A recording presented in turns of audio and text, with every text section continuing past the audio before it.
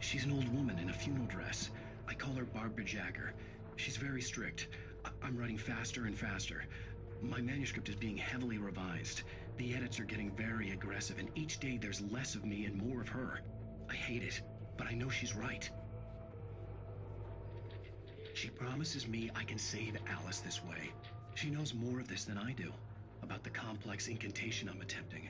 About this place. She's worked with another writer under similar circumstances, Thomas Zane. The genre of the story seems to be shifting. It's turning into a horror story. I'm getting close. I can feel it.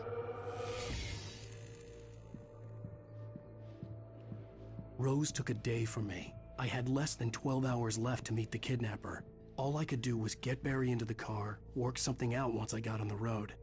Welcome to the Oh Dear Diner. What can I get you today?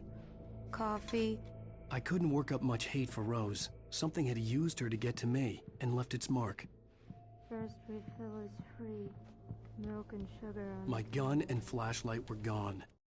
Mr. Randolph liked Rose. That little smile she had. How she was still sweet when life had tried so hard to make her bitter. It wasn't any of his business what she did in her trailer. But those strangers, the writer and his smart-ass sidekick, looked like trouble. And they'd been in there for hours, way past her normal bedtime. He reached for the phone. I'd have to find a way to get Barry into the car as quickly as possible. There was no time to waste.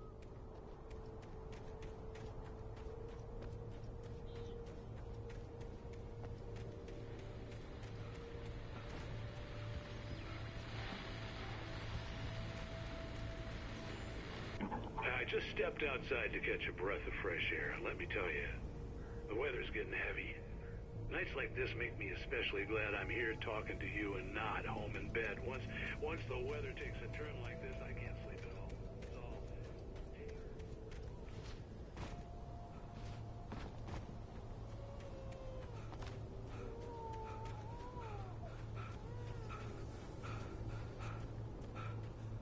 Oh, you're gonna get it now.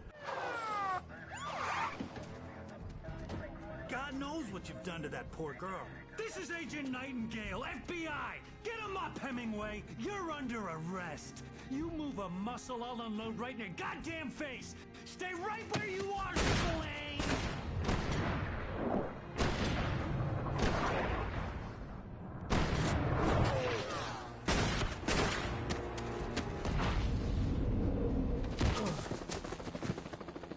What are? I'm standing right here, you goddamn maniac!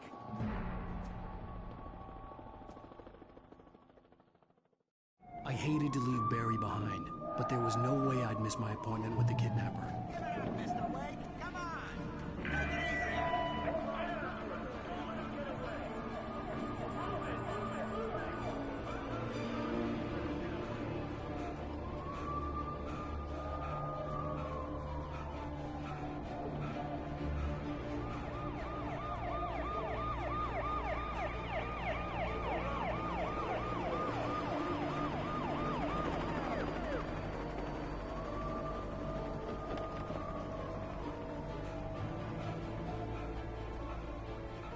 There he is!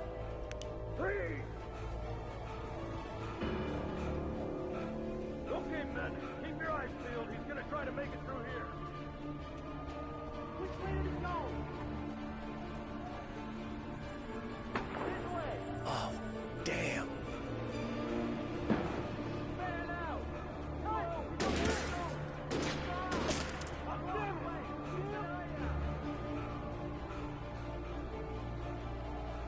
God damn it, where did he go?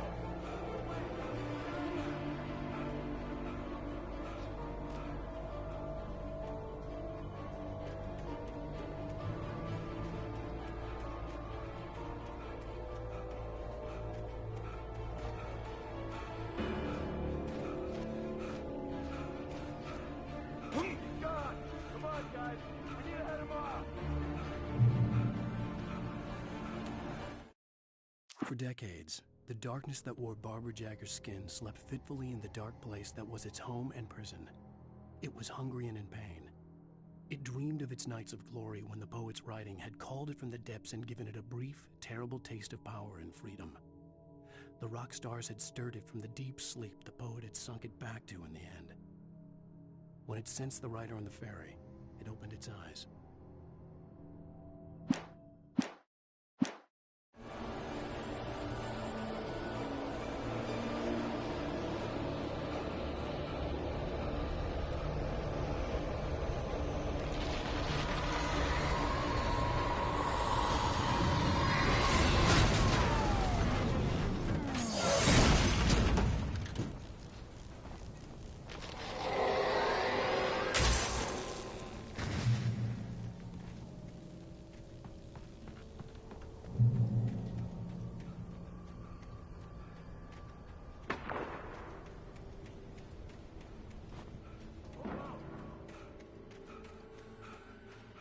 Search the area.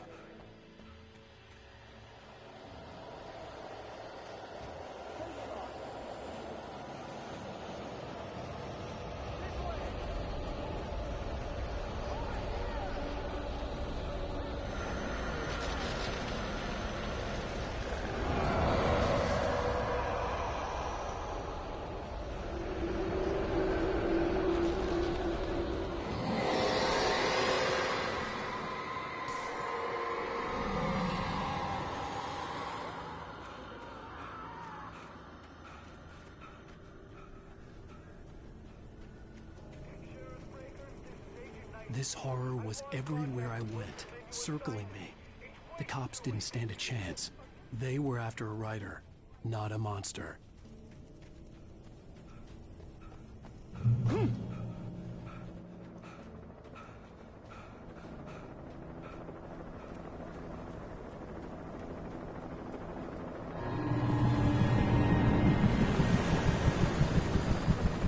You on the ground.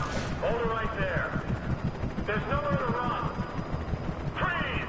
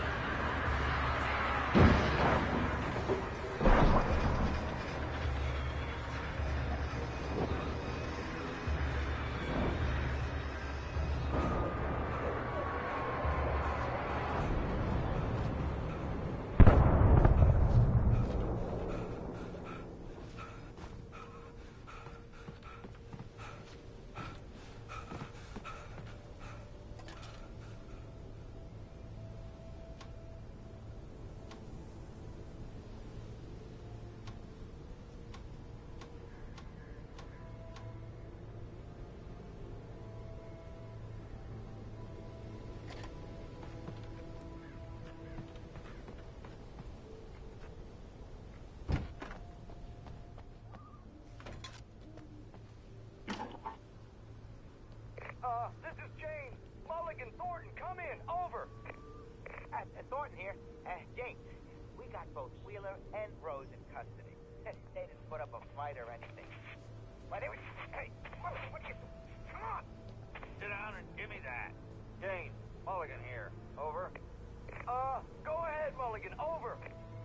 We got Wheeler and Rose here. Wheeler's drunk or hopped up on something. Speaking of which, that Fed had a pretty distinctive whiff of Otis Scotch about him, you know what I mean. Over. I don't have anything on that, Deputy Mulligan. Over. Well, whatever. Anyway, Rose is just being plain weird here. You better get Doc in to take a look at both. Over. Gotcha.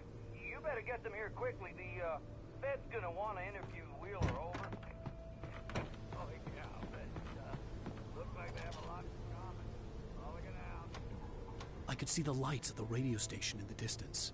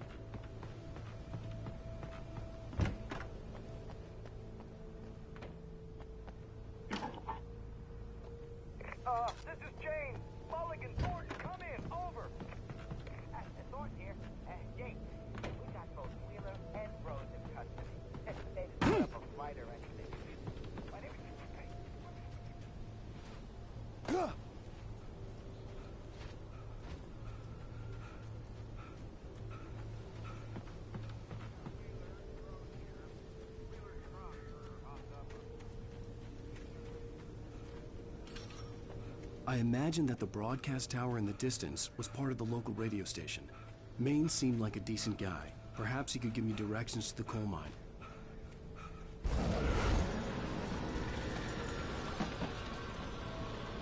Unnatural shadows clung to the gate. The darkness that was I wouldn't get through without light.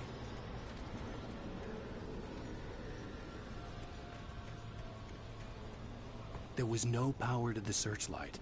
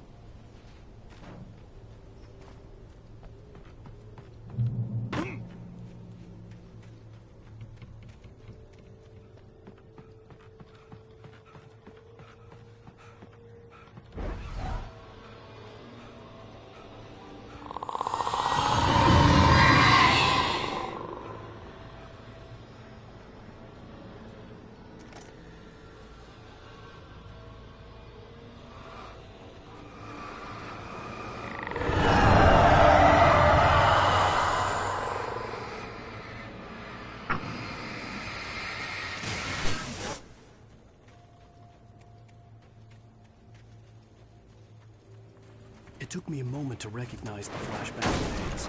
They were an ideal weapon for my situation. Team 1, come in. Over.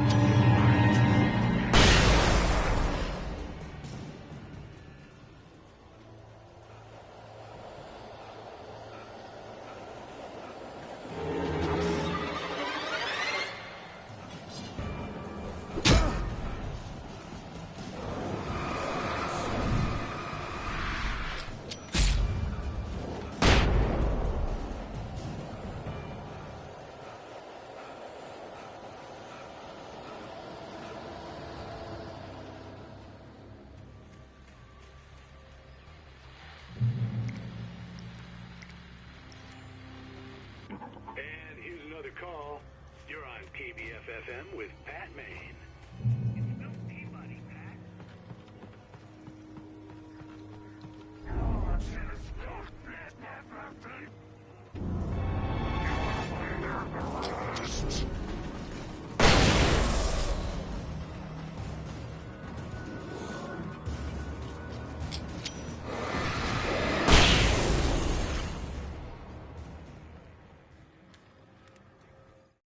Touched by the dark presence, Rose was lost in a dreamland where everything was drawn in black and gray crayons. The old lady had promised her that all her wishes would come true. She would be Alan Wake's muse. She was smiling so hard it hurt her face. She crushed a bottle full of sleeping pills into the coffee. Deep down inside, she was screaming in terror.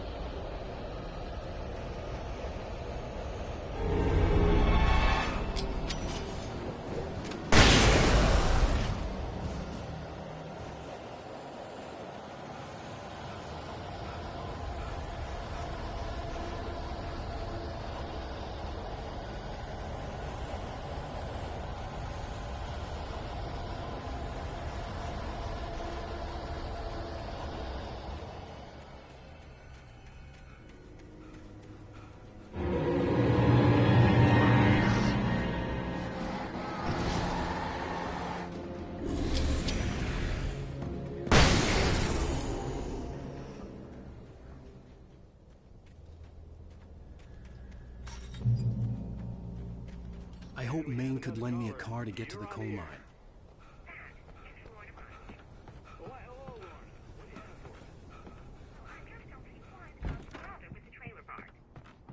I had no idea how to get to the coal mine. Maine would know, and I had a feeling I wouldn't get a chance to ask anyone else anytime soon.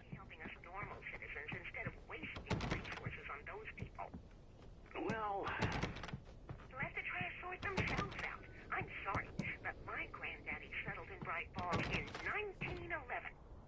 well, thank you very much for that compassionate viewpoint, Lorna. Oh, here's a little surprise. The famous writer Alan Wake just walked in. Folks, I'm going to see if I can talk him into an interview. Come on in, Mr. Wake. Oh, I'm so glad you could find the time to do this, Mr. Wake. Nowhere to run now, Dan Brown. You back away from me. Don't hurt it. Whoa. Everyone calm down. Put the gun down. We're all friends here, right? Cool your jets, Nightingale. We got him. Judas Priest! What the hell's the matter with you? There's a civilian in there.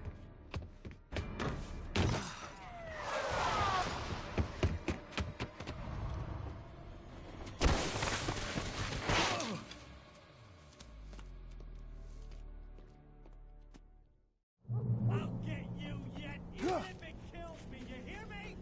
You hear me, H.P. Lovecraft? I had fallen off so many cliffs it was ridiculous. That's what you get for naming a book The Sudden Stop. It was probably... Nightingale stared through the broken studio window into the dark woods. He turned around, started to walk out, but Maine grabbed his arm. "Young man, you almost shot me. You don't shoot off rounds at people like that." Good, I hadn't had the chance to tell Maine where I was going. I'd have to lose the cops and find my own way to the mine.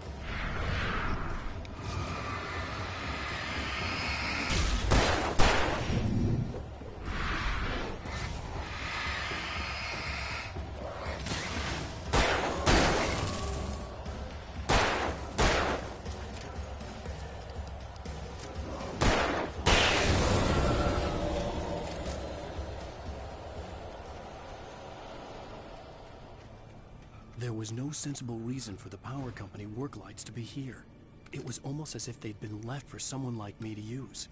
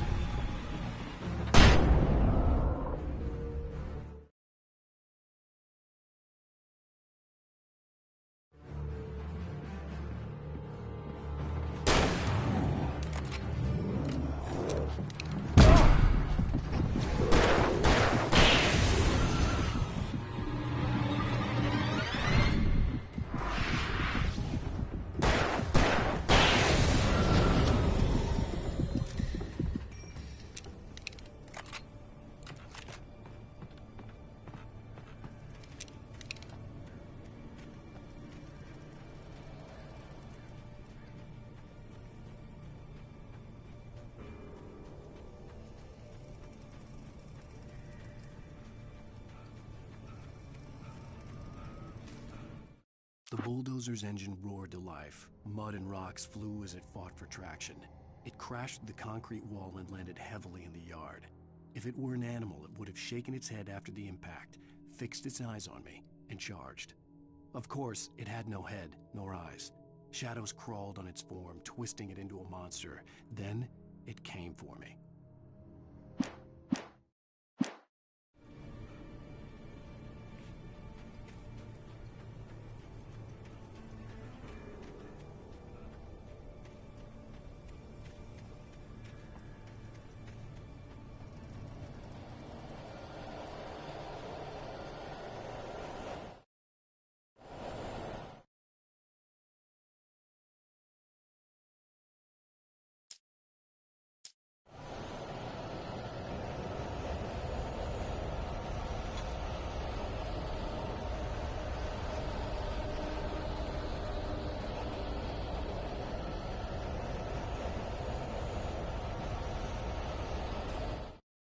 Sarah trusted her gut, and her gut said Agent Nightingale was an asshole.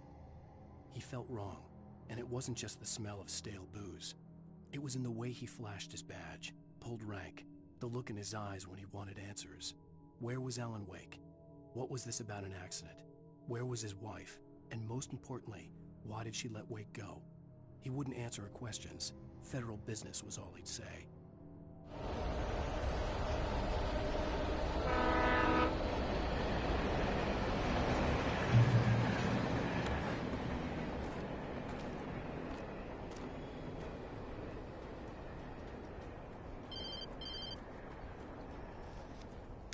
Hello?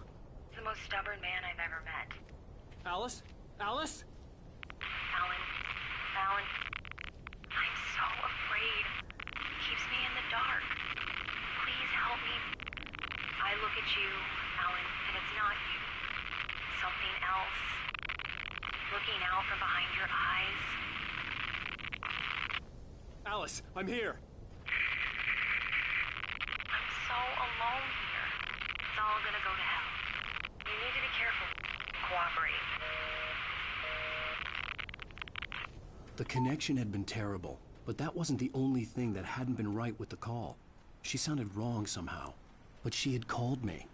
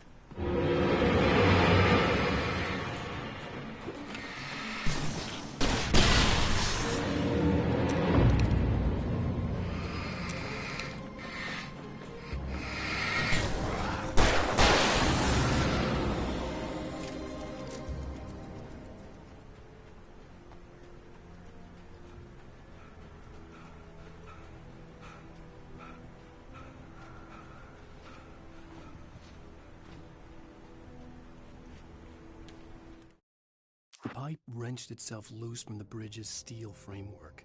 Wrapped in darkness, it floated in midair, twitching.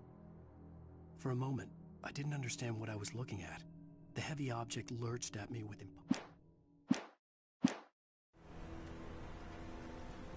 I could see a railway bridge up ahead, and a warehouse of some sort on the opposite shore. I hoped I could find a car from there.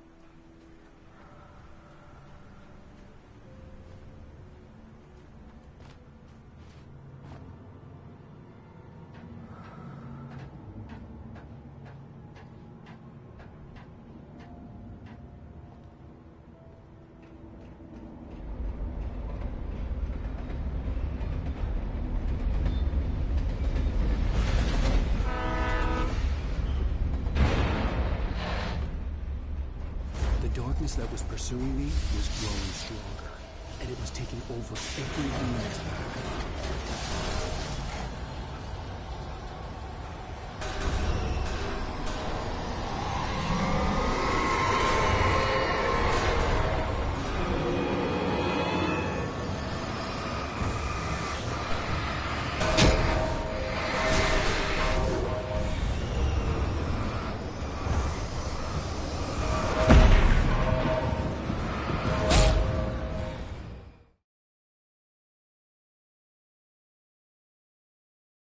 Of some sort on the opposite shore.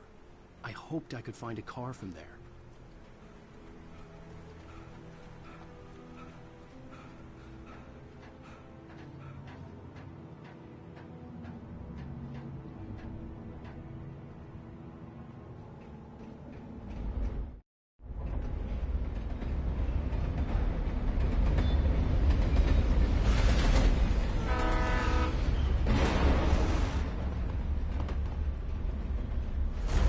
That was pursuing me was growing stronger, and it was taking over everything in its path.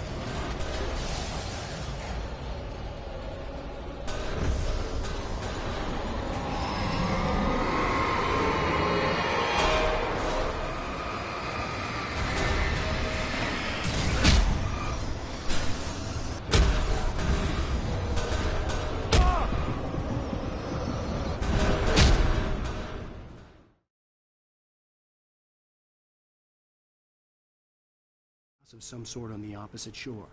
I hoped I could find a car from there.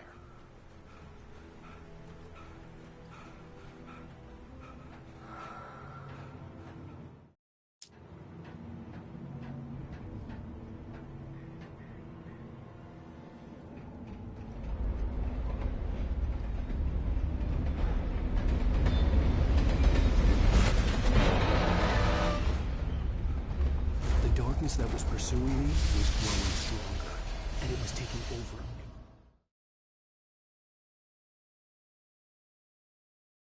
Warehouse of some sort on the opposite shore. I hoped I could find a car from there.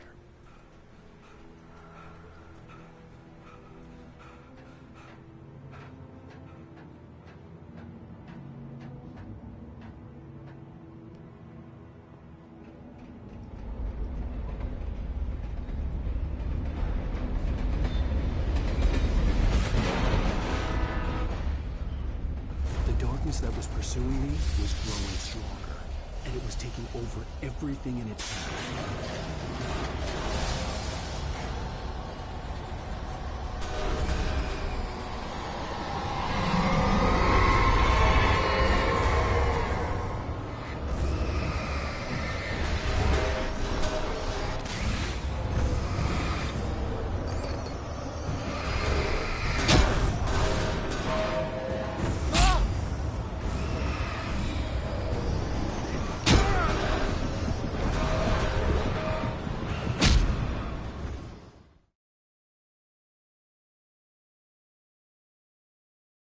Of some sort on the opposite shore. I hoped I could find a car from there.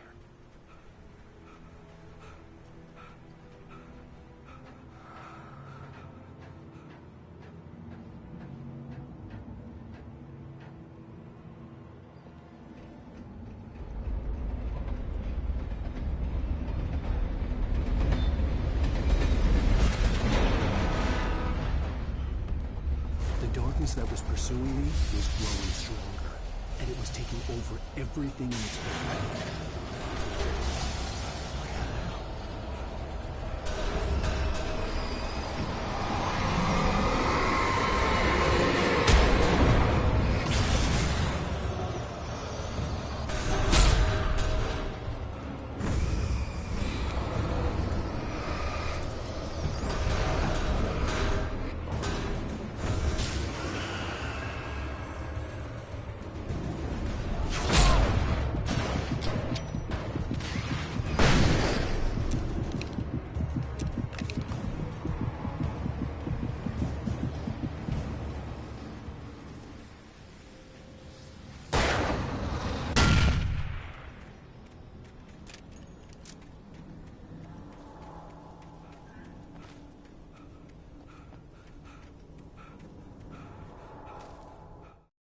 I slammed the door shut right in his smug face. He pleaded for me to open the door. True to form, the asshole actually thought I would obey. I had no sympathy left, no guilt either, not for him. I took a moment to savor the scream. I bet I had a smile on my face. It was all that I had time for. The dark presence was inside the...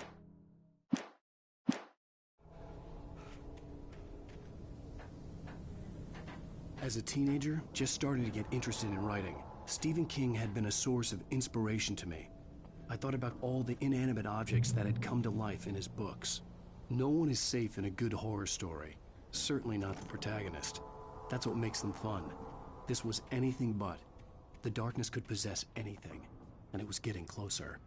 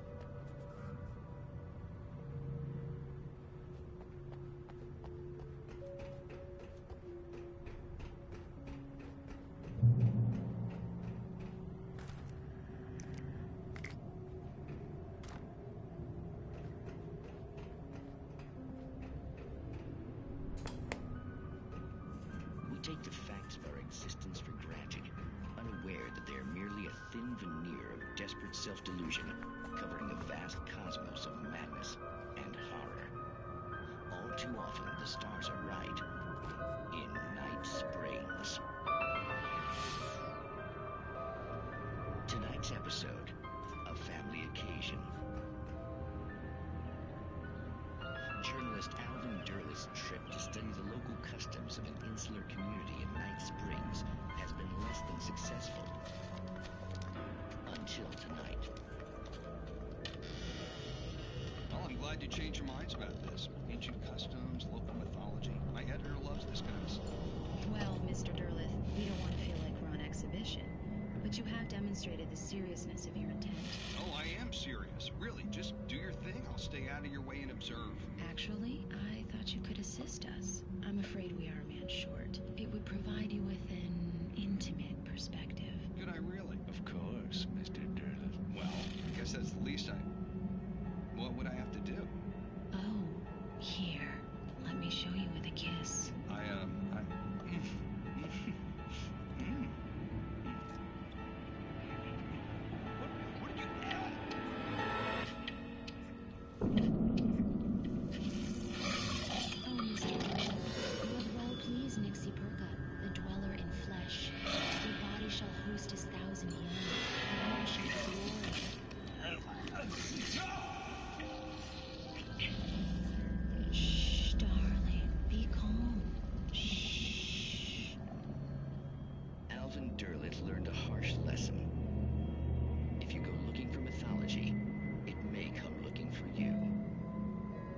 Such quests always bear fruit.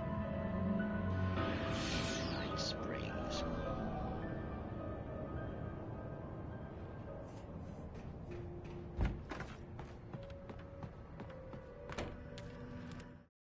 The darkness surged towards me, sucking everything loose from the ground into its depths, tugging at my clothes. I saw the flare the kidnapper had dropped and threw myself towards it just...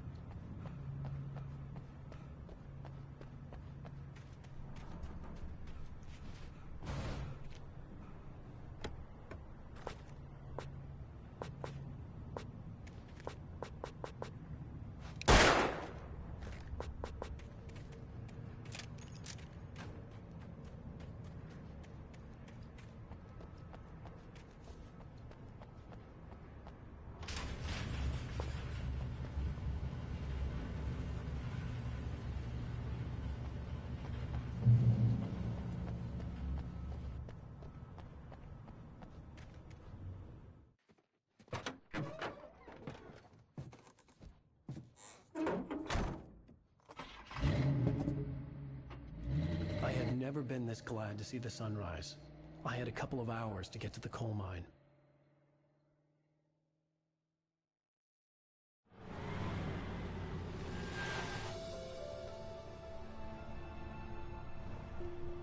The coal mine wasn't far now.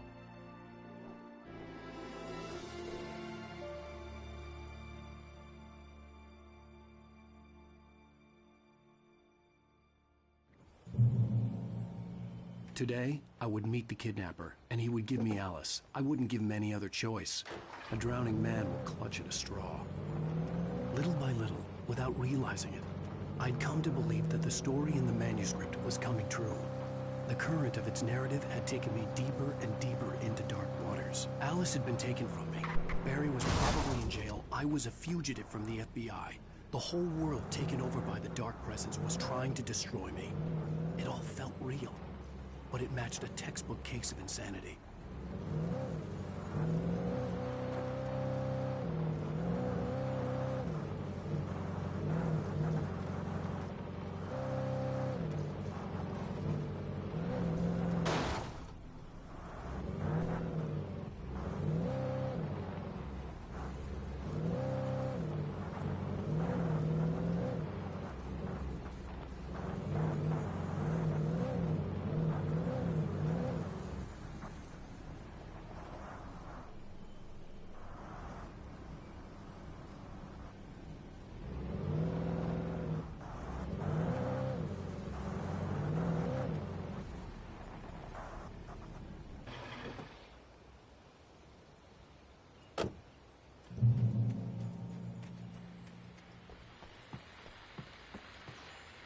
This is Pat Main, and you're listening to KBF-FM. Folks, I want to apologize for kind of abandoning you to that looping music track last night, but I was detained.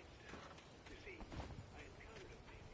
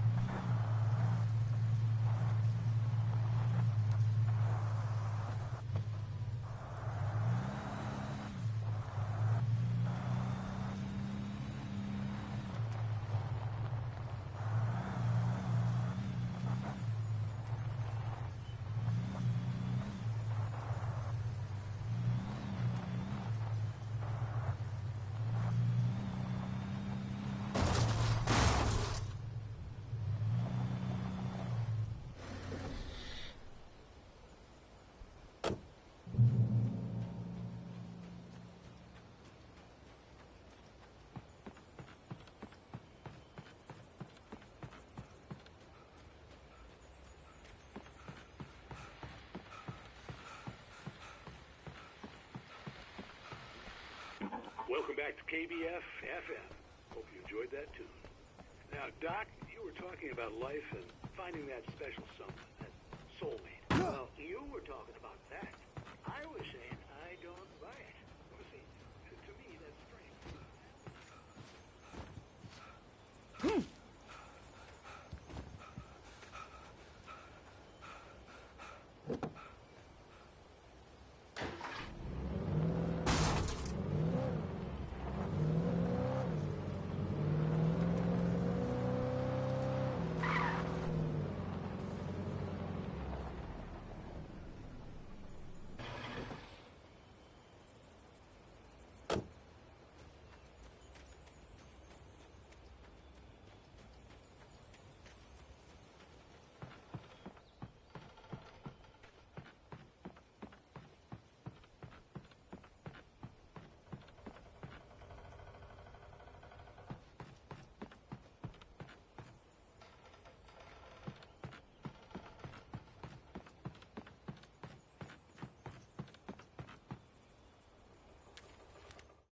For Mott, spying on the writer on the ferry had been a disappointment. His boss had made Wake out to be something special, but Mott hadn't been impressed. He'd gotten a good long look at the wife, though, and he liked what he saw. Mott had fantasized about goading Wake into a fight, but it hadn't happened. Still, he'd get his chance to see if the writer had anything in him. He'd been promised.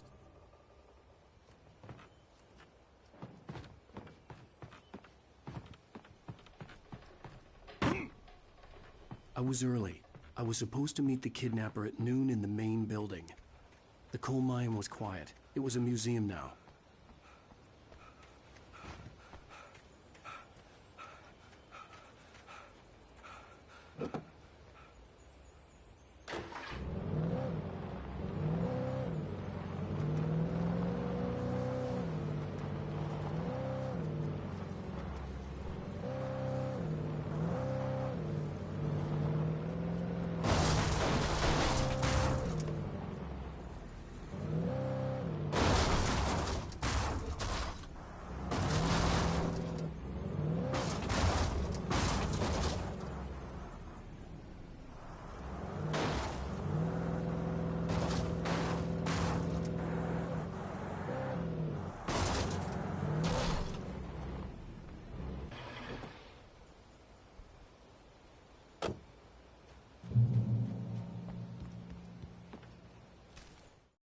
With Nightingale gone and the night wind blowing in through the broken studio window, Maine stared at Sarah. The sheriff looked away. Maine's voice shook with barely controlled anger. That boy's doing more drinking than thinking. I hope you know what you're doing, Sarah. He's got a sickness in his eyes. You take my word for it. He wants Wake for a reason, and it's not for anything good.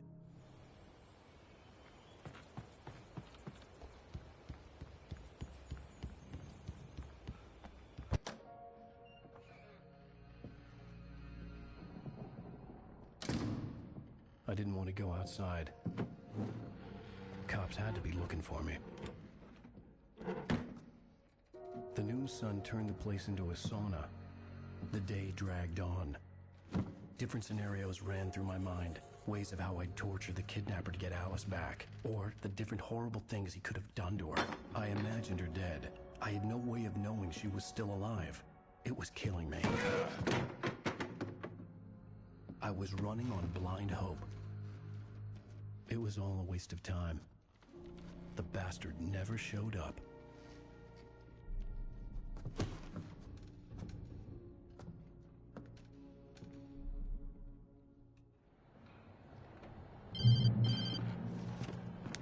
Wake, where the hell are you? Change of plans.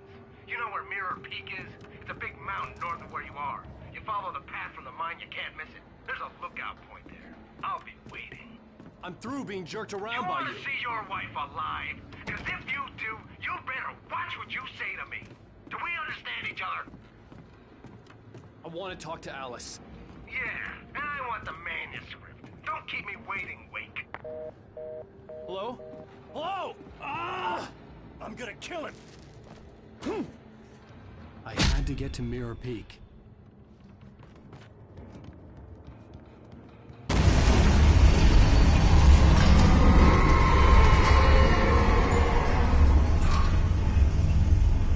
It was close. Maybe closer than ever before.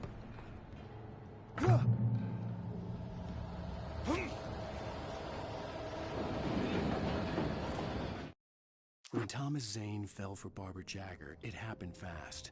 She was young, vibrant, and beautiful, full of life. He had never been a very happy man, and without any seeming effort, she had changed all that. Zane felt good for the first time in his life.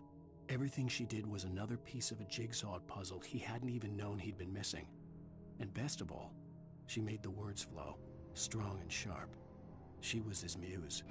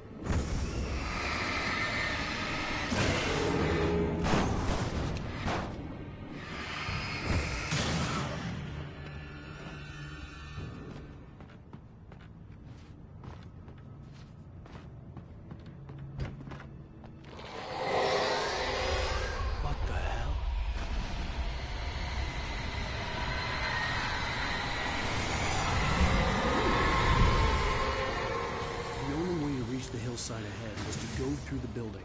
I had to find a way to avoid electrocution.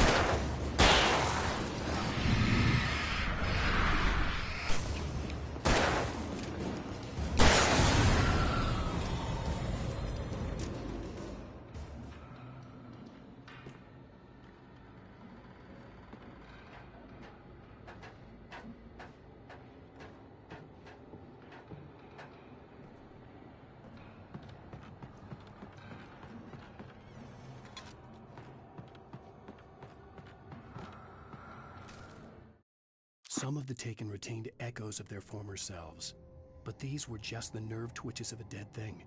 Nothing remained but a shell covered and filled with darkness. In most cases, these puppets were enough for the purposes of the dark presence. But for anything more elaborate, as with the writer, it was different. It needed his mind. And so rather than taking him over completely, it merely touched him.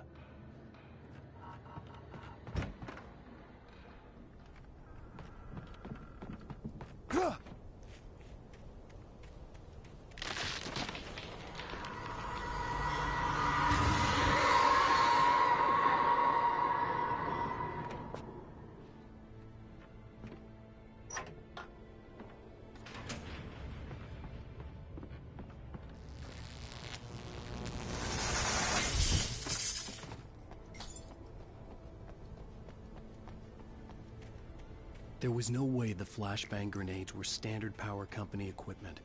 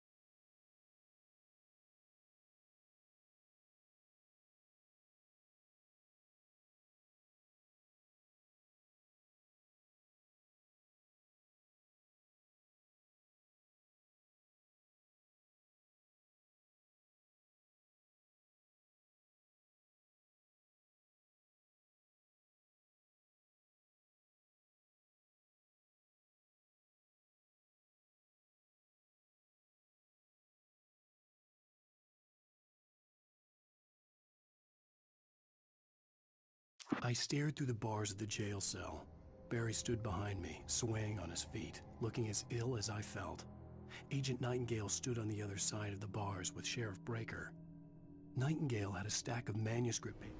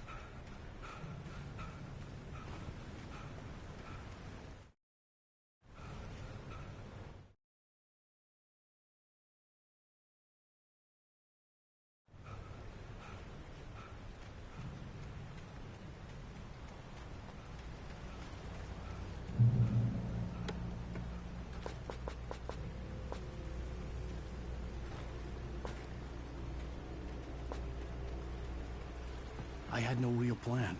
I was going to give the kidnapper all the manuscript pages I had for Alice. If that wasn't enough, I'd hold him at gunpoint and make him talk.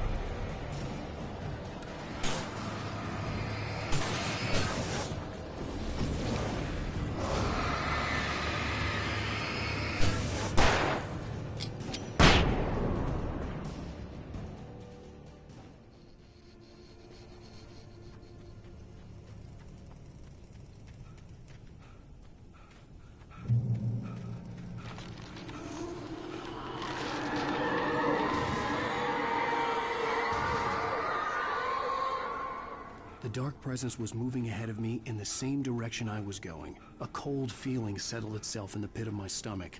Was it going for Alice? The graveyard shift may cause cancer.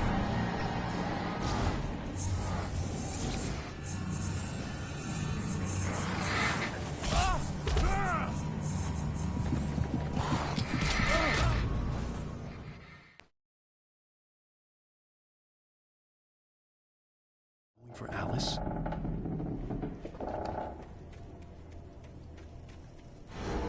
The graveyard shift may cause cancer.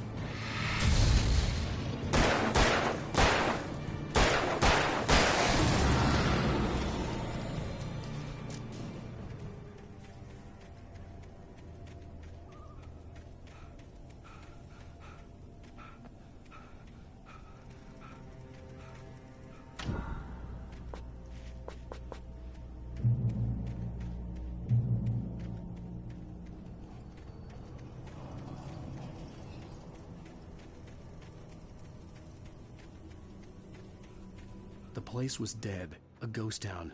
Had been for decades, maybe a century.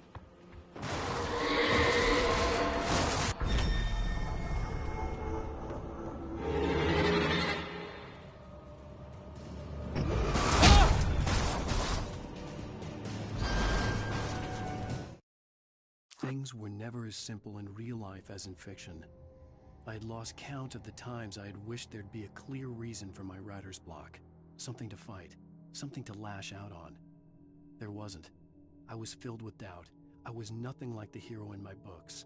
Alex Casey had gone through his life with single-minded determination, never wavering from his goal. Even now, I was angry at myself, angry at Alice, angry at Barry. I was fumbling and I had no plan.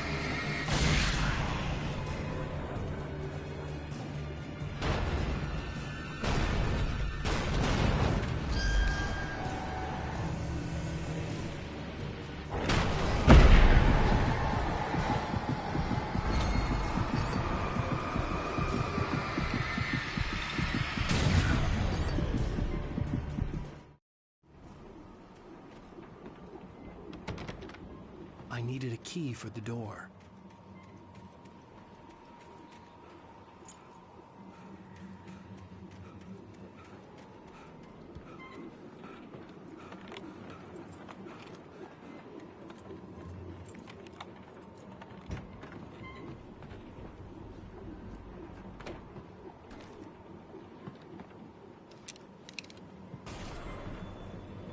Anything outside of riding is a struggle. I feel ill. I managed to make my way downstairs. There's a shoebox filled with books and papers by Thomas Zane. It's very hard to focus, but I managed to read some of it. He's a poet, and a good one. He writes of muses and creators summoning fabulous things from a magic lake, using his powers to shape the world of a realm of gods and dreams and demons, dark things that wait for a chance to slip through, wearing the flesh of men as disguise. Zane writes about himself, his girlfriend being taken over by a dark presence, about growing scared of the lake. Zane believes it's a mirror to the gaping void of darkness above, where some Lovecraftian presence lurks. I crawl back upstairs. I'll borrow these things for my story. They ring true. They fit.